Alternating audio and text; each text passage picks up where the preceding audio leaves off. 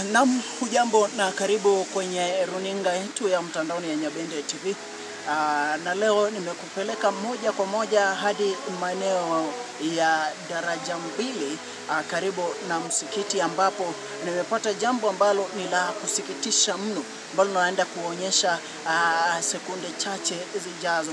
Hapa katika sehemu hii, ukiangalia nyuma yangu hapa, waweza kadhani kwamba ni mto ama ni chanzo chemichemi fulani ya maji, lakini kwa jambo ambalo ni la kustaajabisha mno, si mto unaoteremka hapa. Wanavyosema wazungu ni kwamba this is a raw sewage. It's a raw sewage being discharged directly into a river just here in Kisii town. Ni sewage ambayo imefunguka hapa na ni raw kabisa ukiangalia, na ina flow kwa wingi zaidi kama mto, ambayo ni kitu ambacho kinaonyesha kwamba hii sewage ni sewage ambayo imetoka sehemu mbalimbali za mji huu wa town, kwa sababu wa Kisii town, kwa sababu inateremka mfululizo kama mto kwa muda mrefu. Hivi sasa ni karibia mwezi mzima, maji taka yanaingia kwenye mto ambao unategemewa na watu wengi kuanzia upande huu kuelekea chini.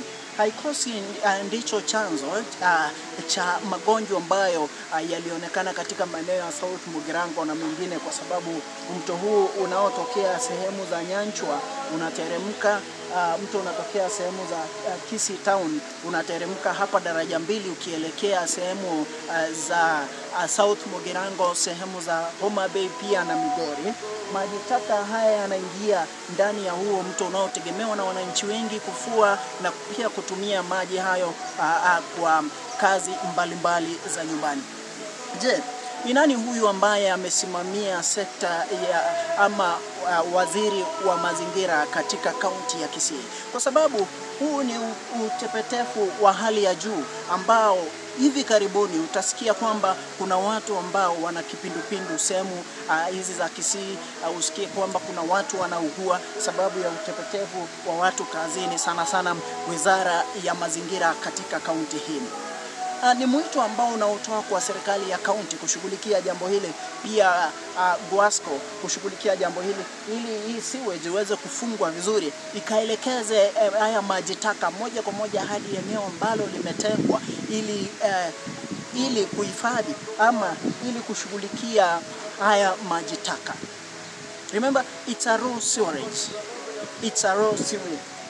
Imepasukia hapa tu, imefungukia hapa tu, sijui imeziba ama imefanya nini. Kuna wataalamu wa mambo kama hayo ambao wanaweza tuweka vizuri. It's so terrifying na ni huzuni kubwa sana, na yani ni tayari ni kama tunaanza kuomboleza watu ambao watashikwa na ugonjwa wa kipindupindu kwa sababu ya haya maji ambayo yamebeba uvundo, yamebeba kinyesi, yakiingia kwenye mto kama ule. It's my appeal to the county government of Kisii, tafadhali fanyeni jambo. Hapa ni maeneo ya daraja mbili karibu na msikiti, eneo la Jua Kali.